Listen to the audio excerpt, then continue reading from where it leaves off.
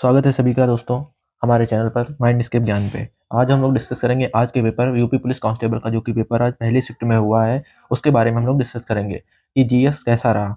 वैसे तो जीएस जो था वो मॉडरेट से टफ लेवल के बीच में रहा। तो आइए हम लोग डिस्कस करते हैं क्वेश्चन नंबर 113 से। तो सबसे पहले क्वेश्चन है कि श्वेत प्रकाश कितने रंगों से मिलकर बना होता है।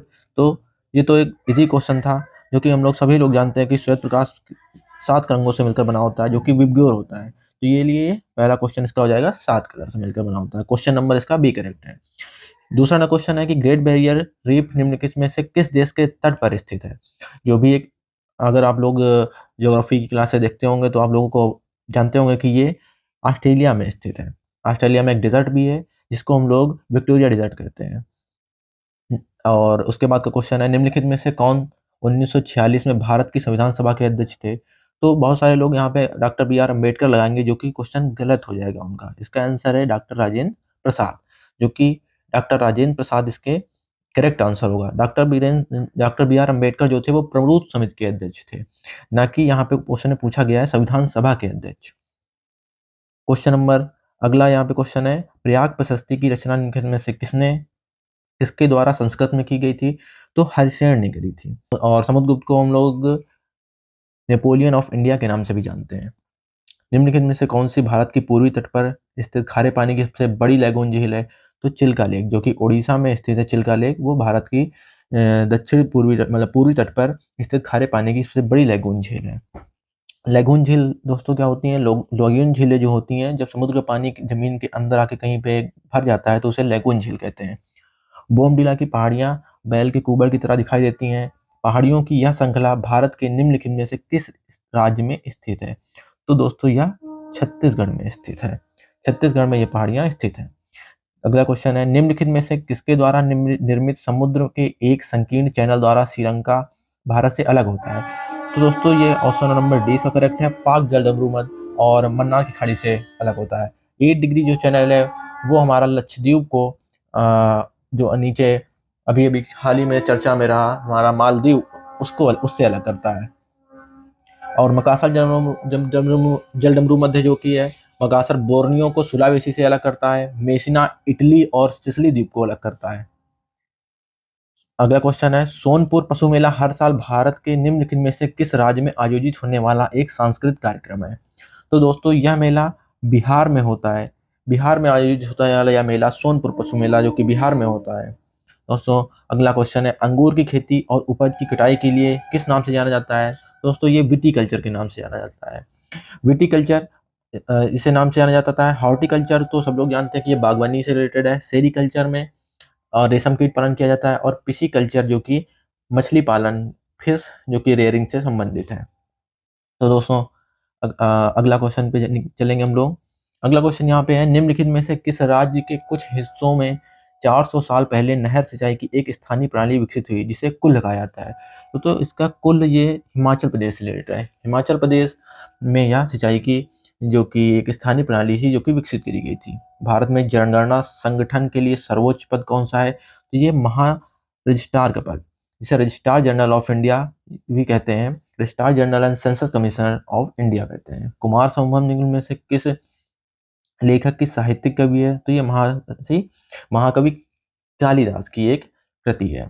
विश्व पुस्तक दिवस प्रत्येक वर्ष निम्नलिखित में से किस दिन मनाया जाता है। तो दोस्तों ये 13 अप्रैल को विश्व पुस्तक दिवस मनाया जाता है। इसे कॉपीराइट डे भी कहते हैं। विश्व स्वास्थ्य संगठन का मुख्यालय निम्नलिखित में किस स्थान पर स्थित है। तो दोस्तों ये तो बहुत इजी क्वेश्चन है, जिसे हम लोग सभी लोग जानते हैं कि यह जिनेवा स्विट्जरलैंड में स्थित है।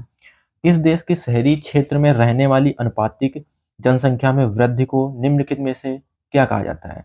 तो इसे अर्बनाइजेशन कहा जाता है। दोस्तों अगर आप लोगों को क्वेश्चन अच्छे लग रहे हो तो आप एक बार चैनल को सब्सक्राइब और वीडियो को लाइक जरूर करें और दोस्तों में शेयर करें, जिससे कि हमारा चैनल और भी लोगों तक पहुंच सके।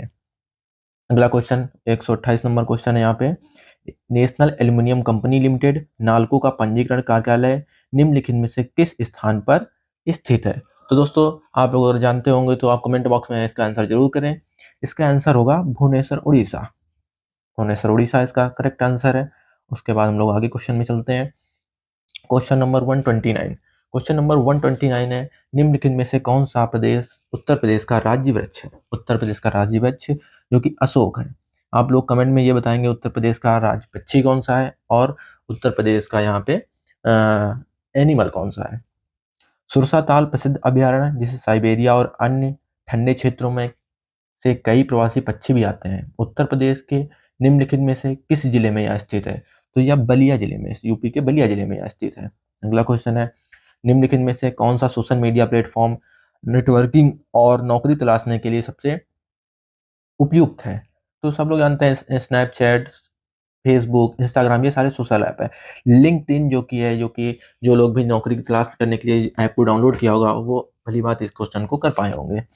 उत्तर प्रदेश में स्थित भदोही निम्नलिखित में से किस कला के लिए प्रसिद्ध है? तो उत्तर प्रदेश का जो भदोही जो कि यहाँ पे डिस्ट्रिक्ट है वो कालीन बुनाई के लिए फेमस है। अकबरा का मकबरा निम्नलिखित में किस स्थान पर स्थित है? तो अकबरा का मकबरा की आगरा के पास सिकंदरा में स्थित है। निम्नलिखित में से उत्तर प्रदेश का कौन सा प्रदेश लोक नृत्य नृत्य धान और मक्के की खेती के दौरान किया जाता है? तो ये हुरका बैल नृत्य जो कि धान और मक्के की खेती के दौरान किया जाता है। बनारस हिंदू विश्वविद्यालय की स्थापना किसने पंडित मदन मोहन मालवीय ने निम्नलिखित में से किसके सहयोग से की? तो श्रीमती एनी बेसेंट के सहयोग से 1916 में करी गई थी। 1916 में इसकी स्थापना बनारस हिंदू विश्वविद्यालय की स्थापना मदन मोहन मालवीय और एनी बेसेंट ने मिलकर करी थी। मथुरा निम्नलिखित में से किसकी जन्मस्थली है जिसे ब्रजभूमि के नाम से भी जाना जाता है? तो यह तो बहुत ही इजी क्वेश्चन है, सब लोग वहाँ पे घूम के भी आए होंगे आप लोग, मैं आशा करता हूँ। तो यहाँ पे भगवान श्री कृष्ण की हाल ही में भी अयोध्या भी चर्चा में रही, जो कि भगवान श्री राम की जन्मभूमि है। तो इसका करेक्ट, लेकिन हमारे क्वेश्चन करने का आंसर होगा ऑप्शन नंबर डी, भगवान श्री कृष्ण। अगला क्वेश्चन दोस्तों यहाँ पे डिस्कस करेंगे, निवेश मित्र मोबाइल एप्लीकेशन भारत के किस राज्य की एक पहल है? तो यह उत्तर प्रदेश राज्य की एक पहल है। अगला क्वेश्चन, विमुद्रीकरण को निम्नलिखित में से किस नाम से जाना जाता है? तो आप लोग ये जानते ही होंगे कि डिमोनेटाइजेशन को नोटबंदी के नाम से जाना जाता है। तो डिमोनेटाइजेशन को नोटबंदी के नाम से जाना जाता है। अगला क्वेश्चन, उत्तर प्रदेश के राजस्व संहिता 2006 के अनुसार एक अवधि या एक पट्टे वचनबंध या अनुदान के तहत धारित भूमि खंड को निम्नलिखित में क्या कहा जाता है? तो इसे होल्डिंग कहा जाता है दोस्तों, धृति होल्डिंग के नाम से इसे कहा जाता है।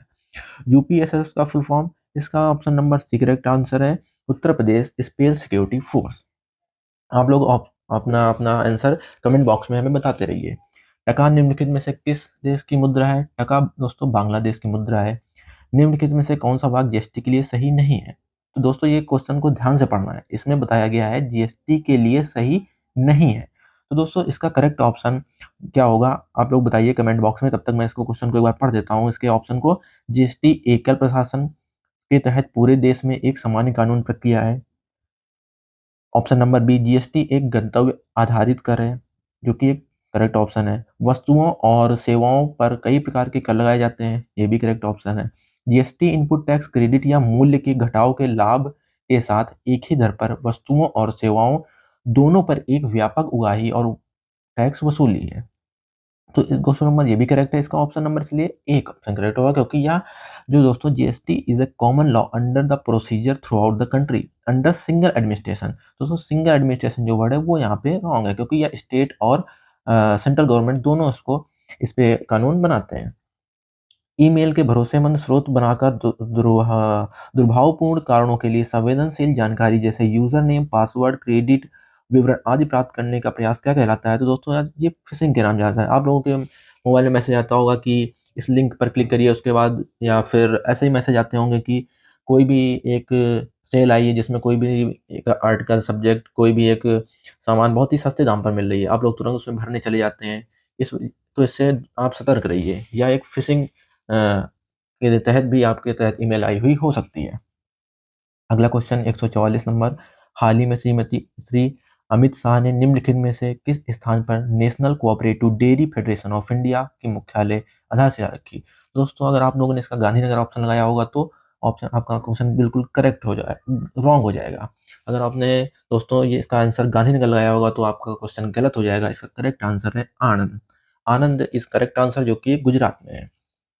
निम्नलिखित में से कौन सा पुरस्कार सहकारी और दुग्ध उत्पाद कंपनियों को आगे बढ़ाने के लिए प्रतिस्पर्धी भावना पैदा करने के लिए प्रेरित करने हेतु दिया जाता है। तो दोस्तों, आप सभी लोग जानते हैं अर्जुन पुरस्कार, द्रोणाचार्य पुरस्कार और ध्यानचंद पुरस्कार, ये सारे लोग खेल से संबंधित पुरस्कार हैं। इसलिए इसका करेक्ट आंसर होगा ऑप्शन नंबर ए, राष्ट्रीय गोपाल रत्न पुरस्कार। निम्नलिखित में से कौन सा बंदरगाह कच्छ गुजरात में स्थित है? तो दोस्तों, कच्छ में जो स्थित बंदरगाह है वो कांगला बंदरगाह है, जिसे दीनदयाल पोर्ट के नाम से भी जाना जाता है।